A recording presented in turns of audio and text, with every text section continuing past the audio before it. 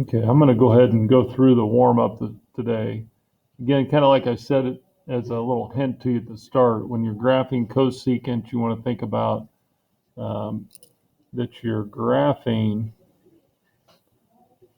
y equals the sine of 2x minus 3 pi halves plus 1.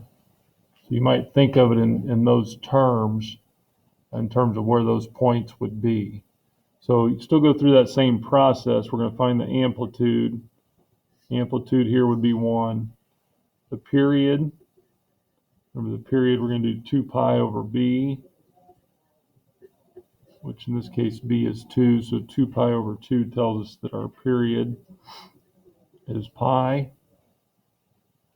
Our interval, we're going to take the period, and we're going to divide it by 4, so pi fourths. Our phase shift, we're going to take what's in the parentheses, and we're going to set that equal to 0. So when we do that, we end up getting 2x equals 3 pi halves, and if we divide then by 2, x is equal to 3 pi fourths.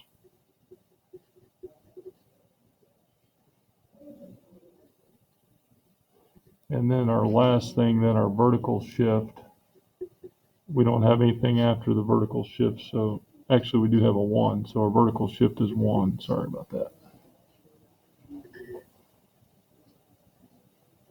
Everybody good so far with all those different things?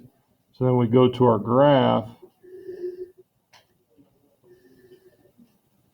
So we know that our period is pi, so I'm just going to go ahead and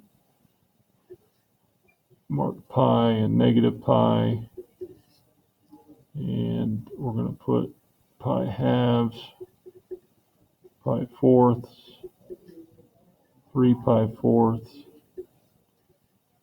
negative pi halves, negative pi fourths, and negative 3 pi fourths. Again, we know that we have a vertical shift of 1, so that's moving my axis up 1. Our phase shift is 3 pi fourths, that's moving it over. Again, if I'm plotting sine, if I'm plotting those points, I'm starting right here at my new origin. We know that the amplitude is 1, so from there I'm going to go up 1. I'm going to go down 1, back to my new axis.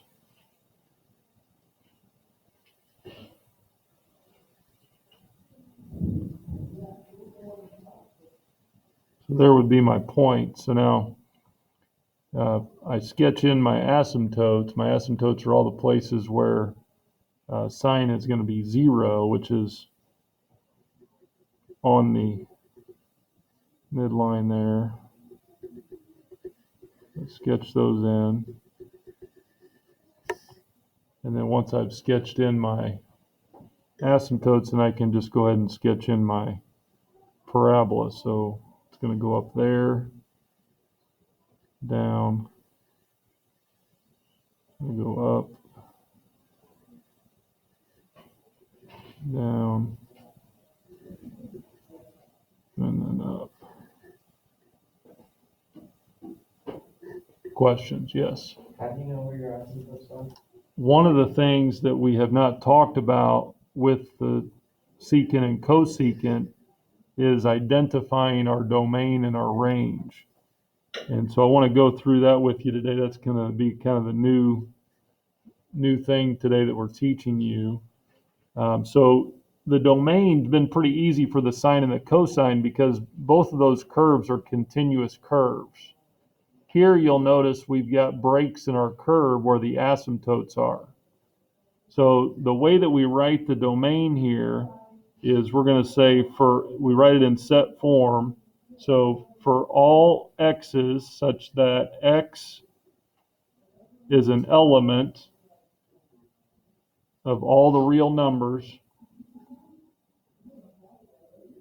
but x is not equal to, so we say not equal to, we're talking about the places where the asymptotes fall. Now, it doesn't really matter which asymptote we pick. I'm just going to, as I'm looking at what I've graphed here, I'm going to take the one that's furthest to the left.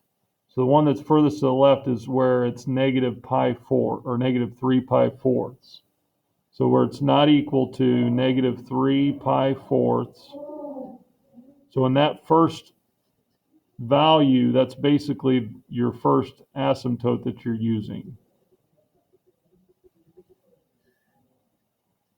Plus whatever the distance is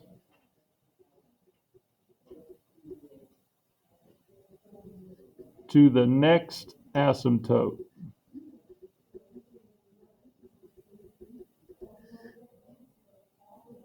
So the distance from negative 3 pi fourths to negative pi fourths, would everybody agree that's pi halves?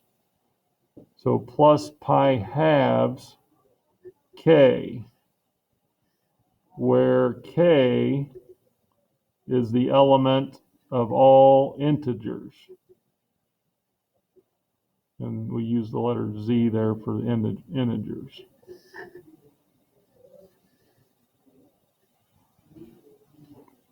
So I'll just kind of go through that one more time. For all elements x, such that x is an element of all the real numbers, where x is not equal to whichever the first asymptote you pick. So negative 3 pi fourths plus the distance to the next one, k. So no matter what integer we put in for k, that's going to give you all of these other remaining asymptotes across that line. Hopefully that makes sense. So if k is 1, well, if we add that pi halves, we're going to be at this asymptote. If k is 2, that's going to be at this one. If k is 3, and so forth.